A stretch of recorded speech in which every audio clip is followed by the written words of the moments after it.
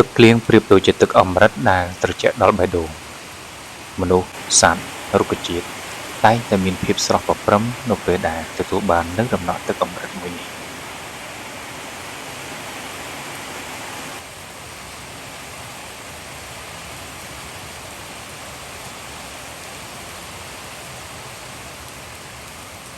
តើប្រិយមិត្តបានជ្រាបទេថាហេតុអ្វីបានជានៅពេលដែលយើងពិបាកចិត្តបំផុតឬឈឺចាប់បំផុត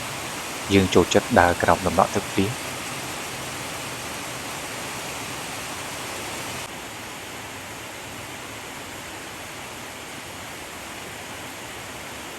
បើយោងតាមទ្រឹស្ដីរបស់លោកដកស្រង់សម្ដីចេញពីតារាកំ pl ែងសាក់ឡូលោកបាននិយាយថា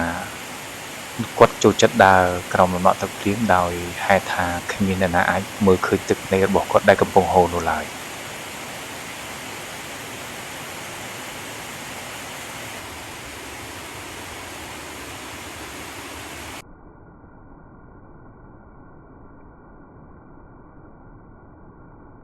តើប្រិយមិត្ត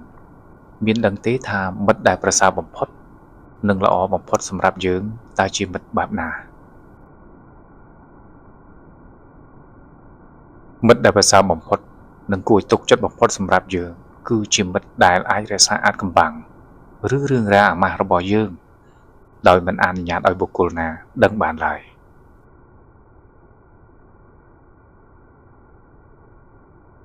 នៅពេលដែលយើងទីទាល់បំផុតអ្នកដែលឲ្យលុយយើងខ្ចីគឺជាមនុស្សដែលសំខាន់ដែលមានន័យខ្លាំងសម្រាប់យើងបាយមួយដុំថវិកាបន្តិចបន្តួចដែលគេបានផ្ដល់ឲ្យយើងនៅពេលដែលយើងក្រខ្សត់នៅពេលដែលយើងលំបាកទុរគតវាគឺជាតម្លៃដ៏អស្ចារ្យបំផុតសម្រាប់យើងដែលក្នុងមួយជីវិតមិនត្រូវបានបំភ្លេចឡើយ